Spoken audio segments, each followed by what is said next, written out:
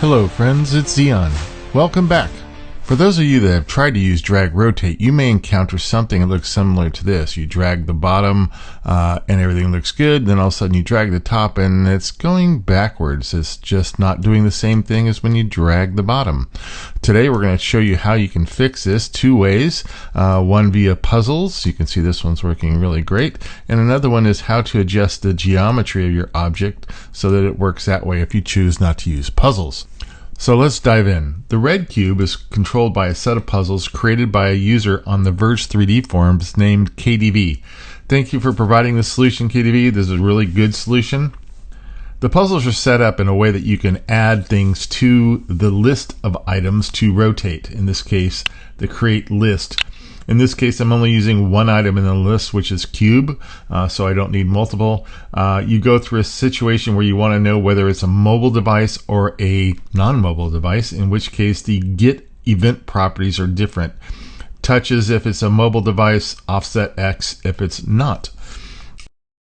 Basically what you're doing is you're getting the pointer position, which is controlled by this procedure, and setting a predetermined X value, or the previous X in this case. And then on move, you're going to go ahead and get where the cursor moved, and then you're going to subtract that new cursor movement from the previous cursor, and then you're going to provide a delta. In this case, it's more like a way of controlling the speed of rotation.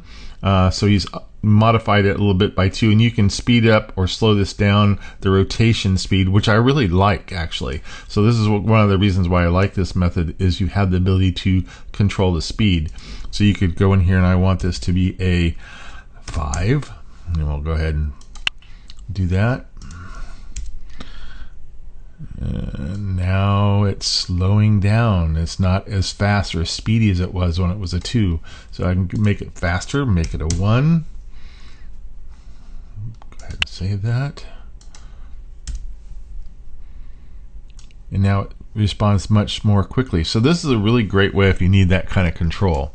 2, I think he put in there because it just is actually very similar to how the other cubes rotate and the speed at which they do. So here's a normal rotate, and here's his rotate at a 2, which is really good. So anyway, this little method is very effective and works every time. You can do it to multiple items in a list, parented objects, whatever.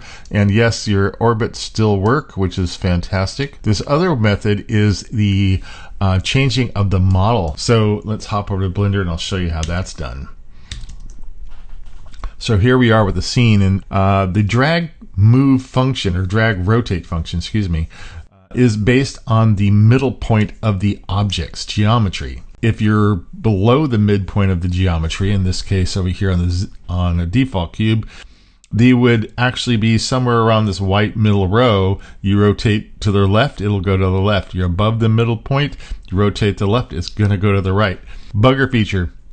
I'll let you decide.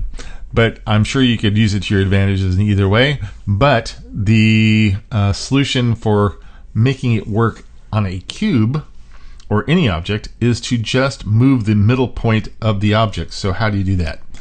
The easiest way to do this is, we'll just go ahead and create one for you. We'll go back in Object.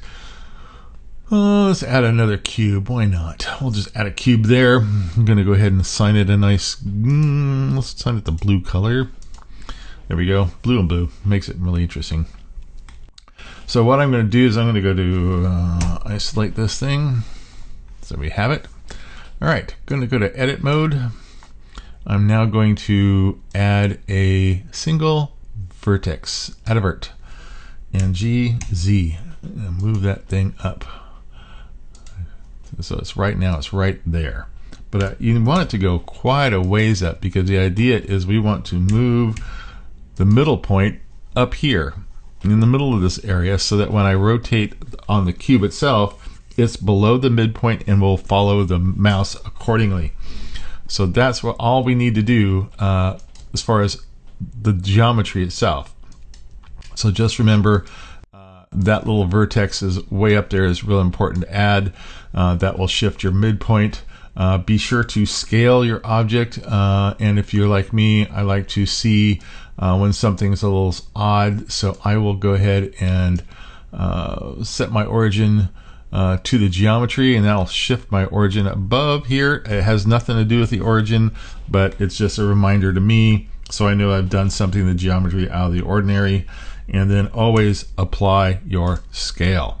So then we're going to go back into here. We'll go ahead and export this out. We'll go back here. We'll reload the scene. And we're going to go over here to here. So this is the blue cube. You can see is working just fine. And then we're going to go select this one. We'll create another one. Duplicate that, and I think it's just going to have been called cube. It has. Save it, and then there you go. It's working just as you would expect it to. Now, all these solutions still allow you to use orbit camera, which is always clipping, but no matter how high you are on it, it's going the right direction, which is what we want. So hopefully this helps you out. There is another solution, and it's coming very soon.